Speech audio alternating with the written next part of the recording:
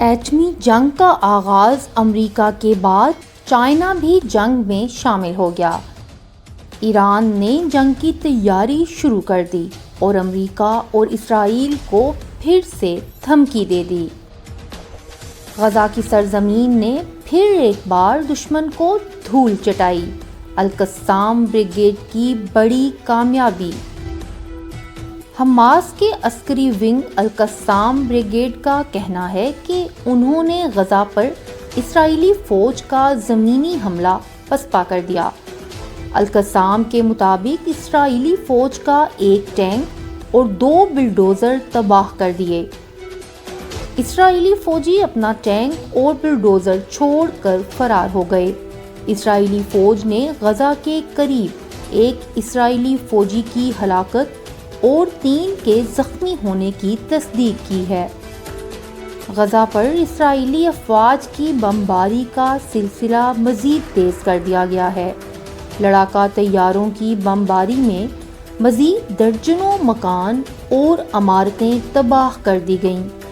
24 گھنٹوں کے دوران اسرائیلی طیاروں کی بمباری سے مزید 267 افراد شہید ہو گئے، جس کے بعد شہداء کی تعداد تقریباً 4700 کے قریب ہو گئی ہے۔ غزہ پر اسرائیلی حملوں میں ایک اور فلسطینی صحافی رشدی سراج بھی شہید ہو گئے ہیں۔ وہ اپنے گھر میں حملے کا نشانہ بنے۔ دوسری جانب اسرائیلی افواج کے لڑاکا طیاروں نے مقبوضہ مغربی کنارے میں بمباری کی۔ بمباری سے ایک مسجد شہید ہو گئی، جبکہ ایک مہاجر کیمپ کو بھی نشانہ بنایا گیا ہے۔ اگر آپ نے ابھی تک عزیز نیوز کو سبسکرائب نہیں کیا تو سبسکرائب کریں۔ امریکہ کو بڑا جھٹکا، چین بھی جنگ کے لیے تیار۔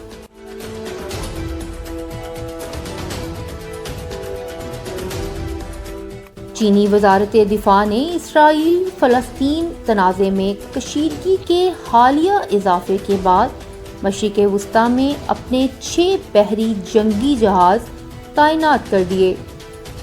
برطانوی میڈیا نے خطے میں بڑھتی ہوئی کشیدگی کے پیش نظر مشرق وسطیٰ میں چین کی جانب سے 6 بحری جنگی جہاز تعینات کرنے کو انتہائی غیر معمولی پیش رفت قرار دیا۔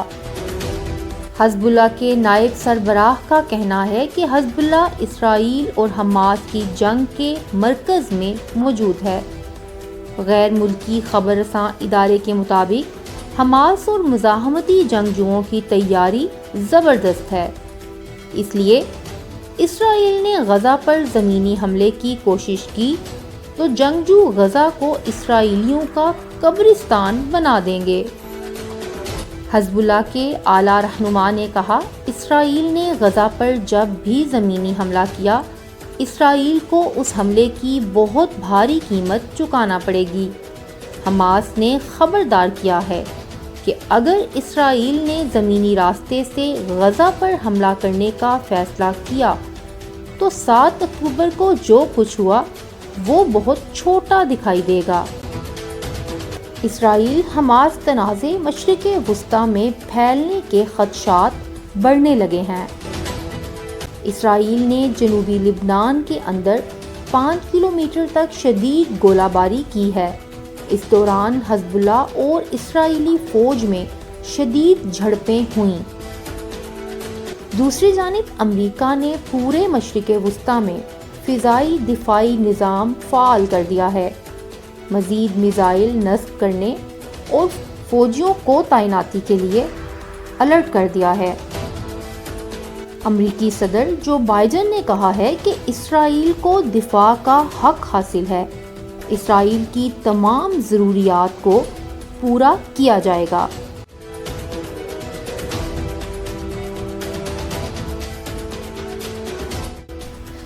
ہر خبر سے باخبر رہنے کے لیے ہمارے چینل کو سبسکرائب کریں۔